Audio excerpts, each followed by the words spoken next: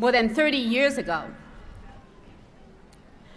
a Board of Trustee members, the late Albert Kahn, established an award to be given annually to an individual faculty member chosen by his or her peers in recognition of teaching excellence.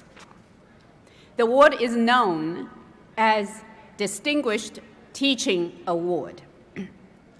Would all previous recipients please stand to be acknowledged?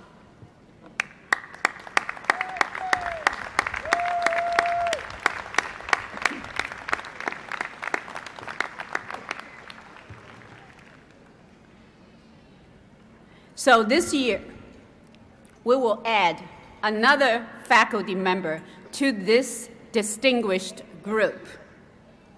Words to describe this faculty member are collegial, mentor, energetic, smart, intelligent, passionate, forward-thinking, motivated, and innovative.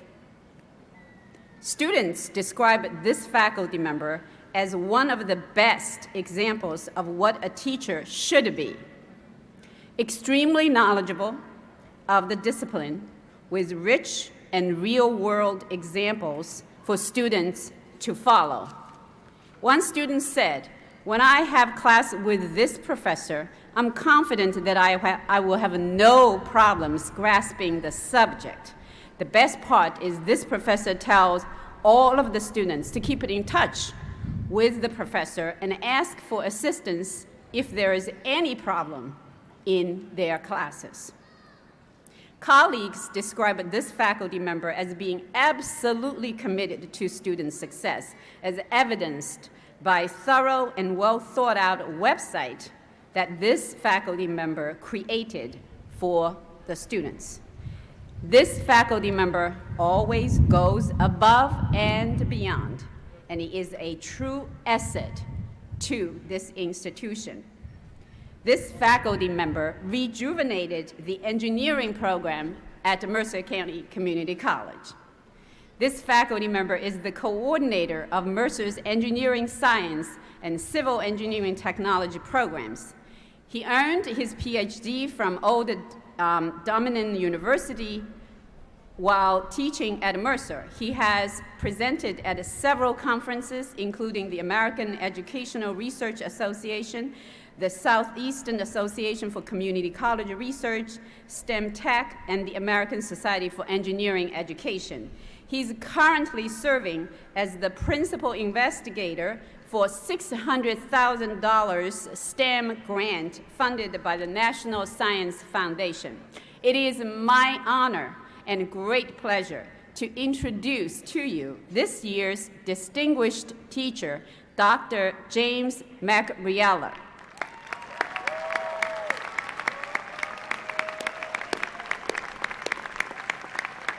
As he makes his way up here, joining Dr. Maccariella today is his wife, Susan, sons Nicholas Ryan, and daughter Taylor on the podium right there. Would you please stand up, be recognized, and congratulated? Thank you for being with us. So would our board chair please join me in congratulating our newly minted distinguished professor.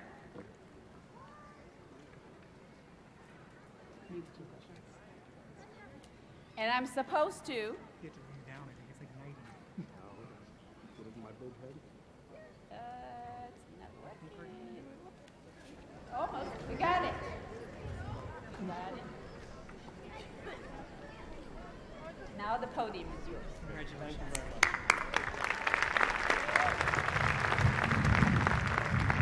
Thank you very much.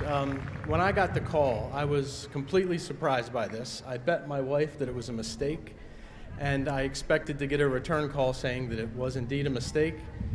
As of now, no one has told me it's a mistake, so I'm just going to continue as if I'm the intended recipient. I get credit a lot for things that are team things that we do. Everything we do here at the school is a team. We just heard about the National Science Foundation grant, and a lot of people pin that to me, but I want to take a moment to recognize I'm one of 4 people who equally share all the responsibilities. So I'd like to recognize those people. Helen Tanzini in the chemistry department, Laura Blinderman, biology, and Richard Porter, math. Also, I seem to get a lot of credit for things like our engineering enrollment has tripled, but it's not me, it's a team, again. So I want to make sure I give credit where credit is due. Dom DeFino deserves credit, Gary Perryman, Harry Bittner, and especially Dean Maddox. He's our boss, and he's the best. Anytime you go to him, we call him the problem solver. You go to him and he will help you to get things solved. As a matter of fact, just today, he and Dr. Edwards helped us to solve a problem that we didn't think was going to work out. So thank you very much. So very quickly, my students will tell you I like to tell stories. And I do that because, believe it or not, engineering can get a little dry sometimes. So I want to tell a very brief story, and there is a point, so bear with me. So when I graduated from Drexel, I had a lot of things I wanted to do. I wanted to go on to get a master's degree from Drexel. I wanted to become a licensed engineer. I wanted to move up from project engineer to project manager to department head. I wanted the corner office with the cool view, and I wanted stock options. So I had a lot. It was all about me, if you're following this. It was all about what I wanted. And that I was fortunate enough to achieve much of that, but it came with a price. So here's the story part. True story. So one day I was working on the weekend, and I'm sitting at my dining room table, and I have blueprints all over the table, and I'm designing some bridge project we were working on. And my oldest son, who was very young back then, walks into the room, and he says, "Hi, Dad." And I didn't even look up. I just kept working. I said, "How you doing?" And he says, "You know what, Dad? Grandpa is my best friend." And I didn't even look up. I said, "What's that? Grandpa's your best friend? That's great." And there was a long pause, and just before he left the room, he said, "You know, Dad, you used to be my best friend, but I don't see you much anymore." And he walked out of the room. And it was right then and there I realized I got to get a handle on my priorities.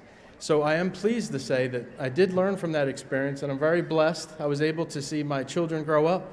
My oldest son, Nicholas, is going to be a senior at Virginia Tech next year in engineering.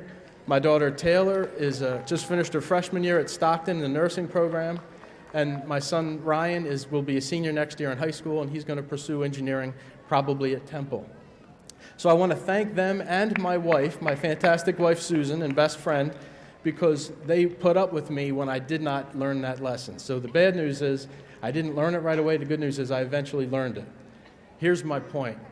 For those of you that are graduating, by all means, you should shoot for a goal. That's very important.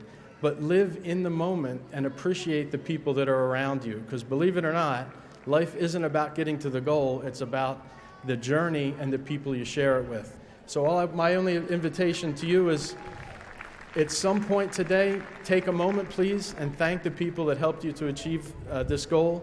We're all very proud of you, and thank you very much for this honor.